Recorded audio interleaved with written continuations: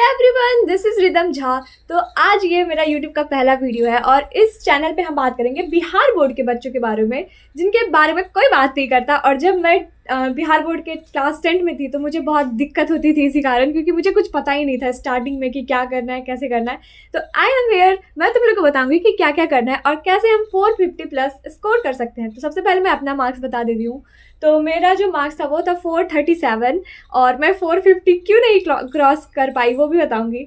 तो इस वीडियो में हम बात करेंगे 5 ऐसे पॉइंट की जिसे अगर हमने स्टार्टिंग से ध्यान रखा तो हम बहुत अच्छा स्कोर कर सकते हैं। Point number 1, treat every subject according to their need. अगर हम बात करें बिहार बोर्ड में क्या होता है ना, सारे बच्चे ना एकदम मैथ साइंस ही पढ़ते रह जाते पूरे साल और लास्ट टाइम में उनका सिलेबस कंप्लीट नहीं हुआ रहता है और सब सब्जेक्ट का। तो हमें ये गलती नहीं करनी है, हमें मैथ और साइंस तो पढ़ना ही है। और ट्रस्ट मी, क्लास 10 इतना हार्ड भी नहीं है कि हम कंप्लीट नहीं कर पाएंगे सिलेबस, ऑफकोर्स हम कर लेंगे।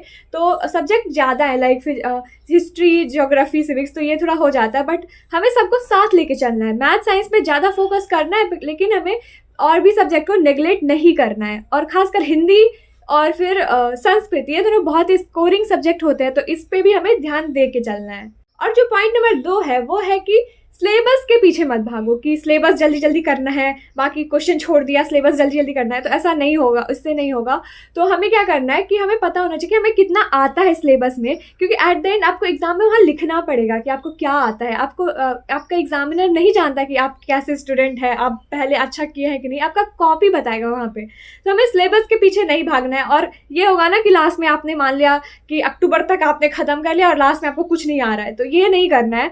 तो आपको सिलेबस के पीछे नहीं भागना है, आपको कितना आता है इस पे ध्यान देना है। और जो थर्ड पॉइंट है वो है कि don't waste your time in coachings. अगर आपको लगता है कि 4 कोचिंग पढ़ के हम तो टॉप कर जाएंगे, तो ऐसा नहीं होता है। मैं अपनी बात बताऊं तो मैंने यूट्यूब से पढ़ाई करी थी। मैं 9th में जाती थी कोचिंग, तो फिर मुझे लगा कि भाई ये टाइम वेस्ट है, और तो फिर मैंने छोड़ दिया। तो मैंने क्या बोला कि पापा मैं यूट्यूब से ही करूँगी, और मैंने यूट्यूब से ही इतना अच्छा स्कोर करा था। तो यूट्यूब से भी आप पढ़ सकते हो अगर आपको लगता है कि आपके पास फ़ोन है और आपके पास स्मार्टफोन है और आप 7-8 घंटे यूज़ कर सकते हो, तो ऑफकोर्स आप फ़ोन से ही करें मेरे हिसाब से, क्योंकि ऑफलाइन कोचिंग से मच बेटर है ऑनलाइन कोचिंग। तो आप थोड़ा सोचिए कि अगर आपकी कोचिंग में उतनी अच्छी पढ़ाई नहीं हो रही जिस लेवल की होनी चाहिए, तो जस्ट गो फॉर ऑनलाइन। और बात करें 4th पॉइंट की, तो वो है ट्रस्ट योर टीचर्स। अगर आप कोचिंग या ट्यूशन पढ़ते हैं या फिर ऑनलाइन क्लास करते होंगे तो आपको ये कन्फ्यूज़न होती होगी कि भाई ये टीचर बेस्ट है या ये टीचर बेस्ट है।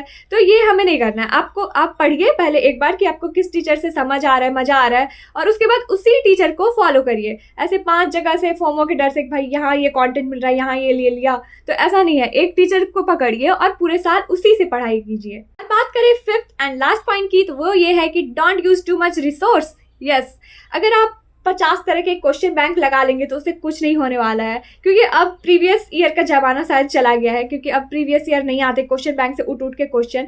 तो अगर आपको कॉन्सेप्ट की क्लियरिटी नहीं है तो आपसे कुछ नहीं होगा। अगर आपको कॉन्सेप्ट की क्लियरिटी है तो आप सब्जेक्टिव बहुत अच्छा सॉल्व कर लेंगे और ऑब्जेक्टिव तो ऑफकोर्स आप बना ही लेंगे। तो हमें क्या करना है, हमें अपने क्लास के नोट्स पे ध्यान देना है। और एनसीईआरटी मस्ट है, एनसीईआरटी पढ़ना है, अपने मुंह से बुक पढ़ना है। और फिर अगर आप लेक्चर देख रहे हैं या फिर आप अपने कोचिंग जा रहे हैं तो आप नोट्स वहाँ बनाइए। नोट्स, क्योंकि लास्ट टाइम में सिर्फ आपको नोट्स ही आपका सहारा रहेगा। बहुत मार्केट मिलेगा, भाई ये ले लो वो ले लो, नो, हमें अपना नोट्स पे फोकस करना है। अगर आप 5 पॉइंट को फॉलो कर लिए पूरे साल तो मेरा बिलीव मानिए आप 450 प्लस स्कोर करेंगे। और अगर आपको ये जानना है कि मैंने 437 पे क्यों अटक गई, मैं 450 क्यों नहीं क्रॉस कर पाई, मैंने क्या गलती की, तो उसके लिए भी मैं वीडियो लाऊंगी।